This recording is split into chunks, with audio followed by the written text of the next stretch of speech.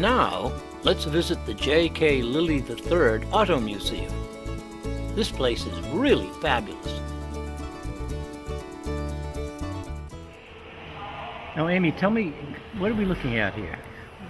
What you're looking at is the J.K. Lilly III Auto Gallery at Heritage Museums and Gardens. What it does is it features a range of automobiles throughout history that have been fully restored and reflect the technological innovations and marvels of America's automobiles and our love of automobiles. About how many cars do we have here? We have well over 40, and we also have more in storage as well. Each year they're rotated.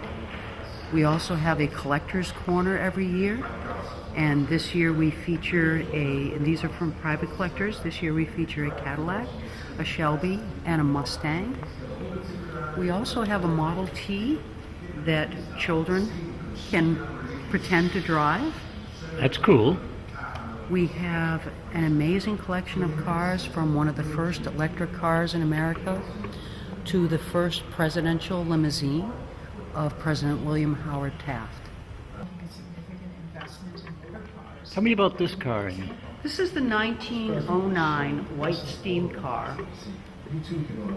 Prior to the inauguration of President William Howard Taft, presidents rode in horse and buggies, and he wanted to start a fleet of presidential limousines that were automobiles, and this was his selection, his automobile of choice. This is one of the first presidential limousines in our collection. In 2016, this vehicle received the recognition of being the 9th historic vehicle in the United States to be recognized by the National Register of Historic Vehicles in the United States. Last April, it went down to Washington, D.C., and was placed in an exquisite glass case and put on display at the National Mall. It is absolutely beautiful. It's gorgeous. Now, President William Howard Taft would often conduct business in this vehicle. As you may recall, he was a very rotund man. Yes. If you look in the back seat, there's an incredible amount of room in there. And if he was having difficulty with someone in Congress, he would select a rather chilly day and make sure the top was down, invite the gentleman for a ride. This vehicle could go up to 60 miles an hour, and he'd ask his driver to go at full speed with the top down in the chilly weather.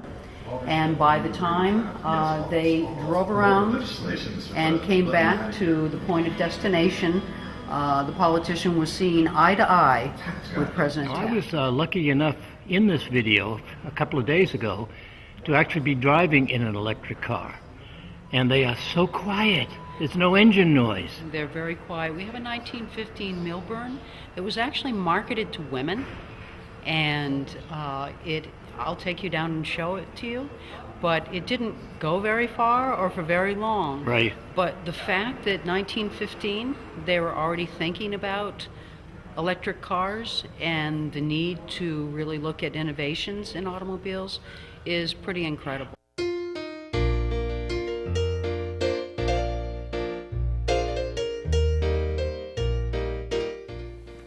Amy told me that this is a 1915 Milburn light electric car, specifically designed and marketed to women. It was a vehicle meant to tour around town. Large glass windows were there so the driver and passengers could easily be seen by an adoring and jealous public.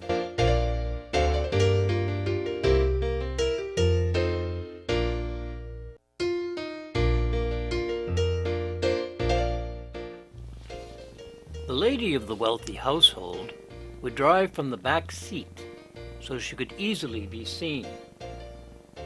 The car was only designed for short trips around town. It had no steering wheel, but a control lever in the back seat, and it was used to keep it on the road. Since the steering was questionable, the term backseat driver was coined in a very negative way.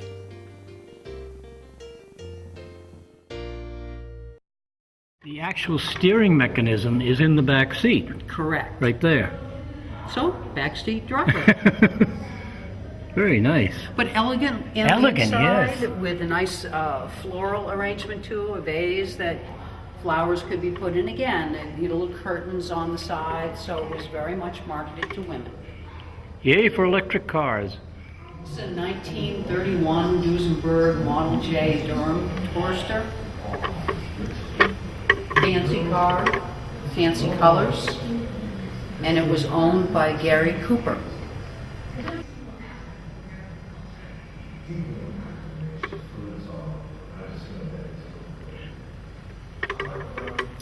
Now, Amy, I imagine this whole video that I'm working on right now has to do with alternative fuels, that this was not a good example of an alternative fuel car. Correct. This was a gasoline engine. It was, at the time, just in case you want to know, 17 cents a gallon for a gallon of gas. One unique aspect of this exhibit is every automobile features technical stats. And in this case, the Duesenberg that was owned by Gary Cooper, you can get a sense of was it a luxury car or not at the particular time. So the price new for this was $14,000, which doesn't sound like much. Oh, that's a lot of money for back then. Well, and back then, the annual income was less than $2,000. Right, you said gas was 17 cents a gallon, but people only made about 18 cents an hour, so... Exactly. But this gives you an idea, too, of the economic elements that went into automobiles and how people afforded them or didn't afford them. It gives you a sense of what vehicles were considered to be luxury automobiles, and so an actor like Gary Cooper could afford an automobile like this, but other automobiles were less pricey, and you can see that in comparison to what people were making. Thank you. Tell me about this building, Amy. This building is a replica of a Shaker barn.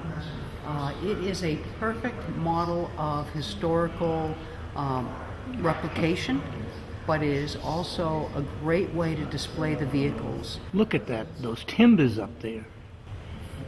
And wherever you look as well, you see one of the automobiles. We're on 2 levels here, and the ground level you can look from the upper level. From the ground level you can look up and see the upper level too as well. So it offers a great vantage point.